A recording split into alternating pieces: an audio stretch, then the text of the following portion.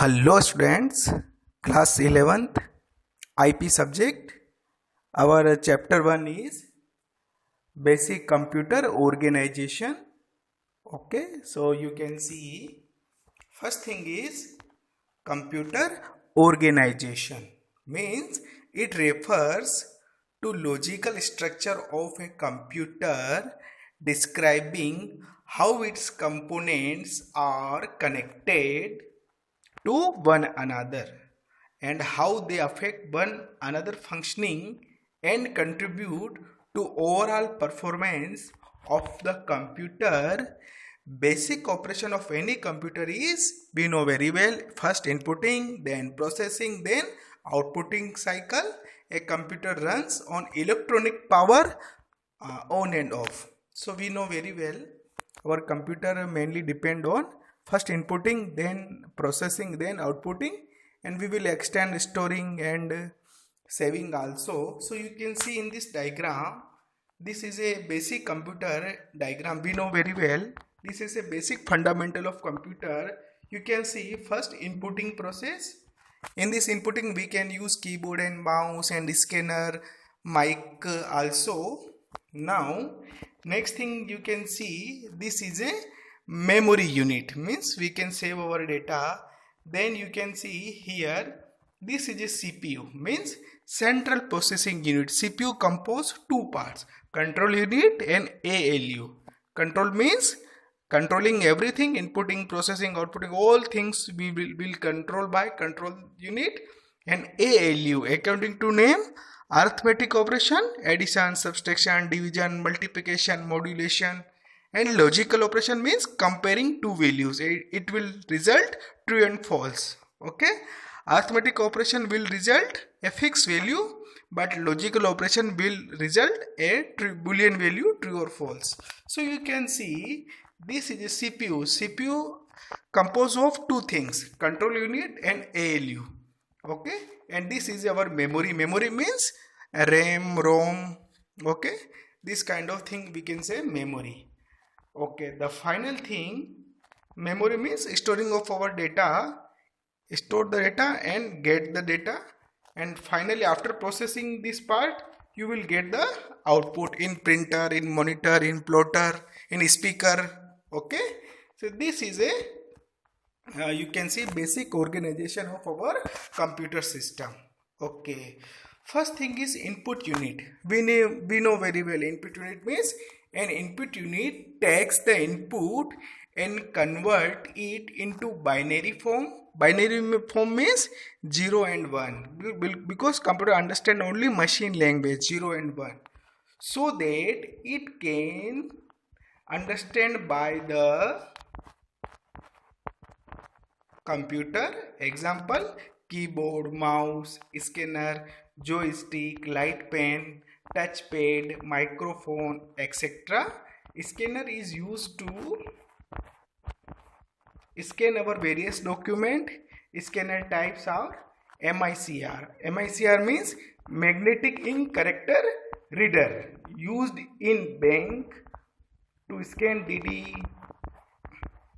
and check. OMR means optical mark reader, used to scan OMR exam sheet. We know very well OMR sheet we already use to check MCQ questions. OCR, optical character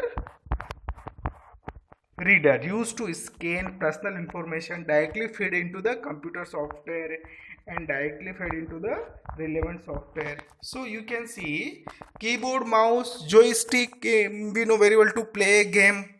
Okay, so some famous input device we know very well, but here important thing is scanner. Okay, it will ask in the exam. So MICR, magnetic ink character reader, OMR, optical mark reader, OCR, optical character reader. Okay, different kind of purpose. MICR used in bank to scan DD and check magnetic ink. Okay, OMR, optical to scan exam sheet to check MCQ question. OCR sheet, we can first fill the OCR sheet. Okay, character oriented sheet, then we can store the sheet into the computer software. Okay, Now next thing is output unit. The output coming from the CPU is in the form of electronic binary signals which need conversion in some form which can easily understood by human being, characters, graphic or audio visual form. Okay, so you can see the output in various format. Example, output unit is monitor, printer, speaker. Printer is used to print our documents. Two types of printer available: impact printer and non-impact printer. Impact printer during printing making noise. Okay, it will generate noise. Impact printer, line printer, chain printer, dot matrix printer. But non-impact printer during printing does not generating any kind of noise. Okay, they silently printing and printing quality is very high. For example, laser printer, inkjet printer. We know very well.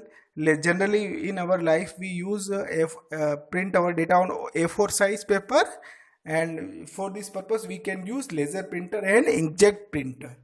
Okay, so this is called non-impact printer. So this is our output device. Now the processing unit is central processing unit. We can say CPU. Okay, in the CPU is main control center and processing unit. It is also called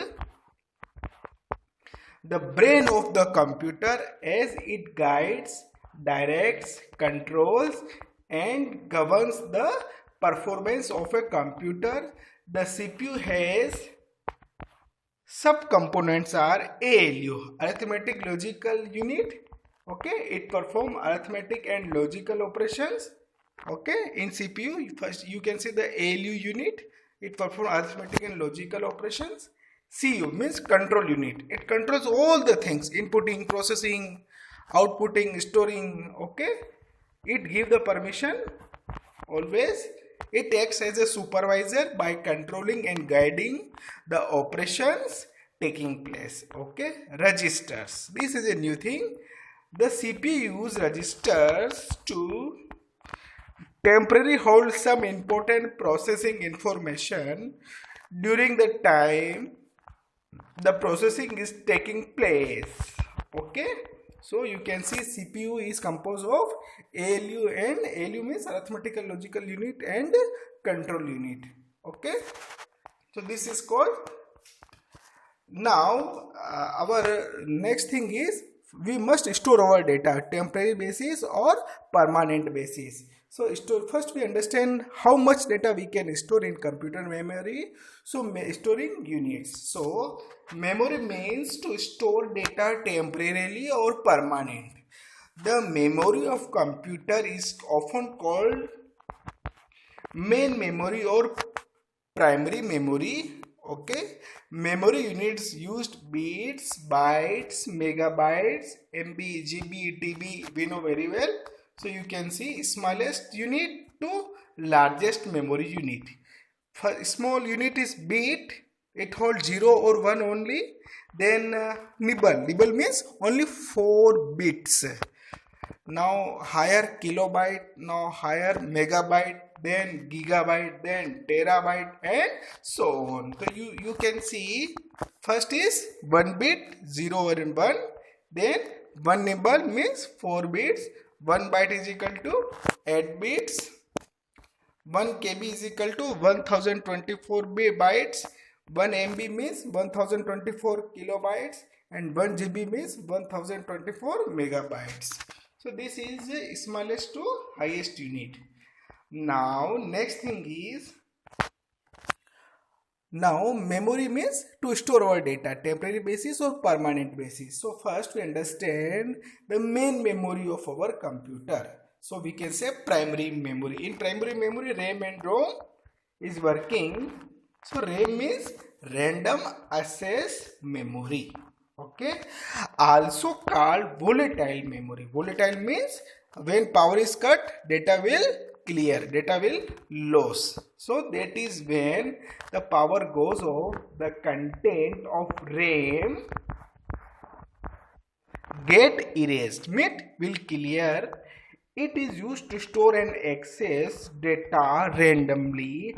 Our operating system and our data store in RAM for faster accessing. Okay, so in hard disk our data already stored, but the required data will come from hard disk to RAM. Okay, because RAM is a fast memory, and then this data will transfer to CPU for processing purpose. Okay, but here two types of RAM also in types. DRAM, dynamic RAM, means it is used to refresh memory content, and many as thousands times a second, which is called memory referencing. Then static RAM, means SRAM, it is also volatile, faster than DRAM, used in specialized applications and easier to use. Okay, so DRAM and SRAM, two types of memory you can see, dynamic RAM and static RAM. So dynamic RAM always refresh in per milliseconds. So you can see we can change our window, but static RAM it is volatile, okay, faster than DRAM and used in specialized application and easier to use. Okay. Now another memory is read-only memory. Okay, this memory also data stored permanent basis, but the ROM program, BIOS program will store in ROM memory. Means when you start your computer, so basic BIOS basic input output setting will store in ROM memory. So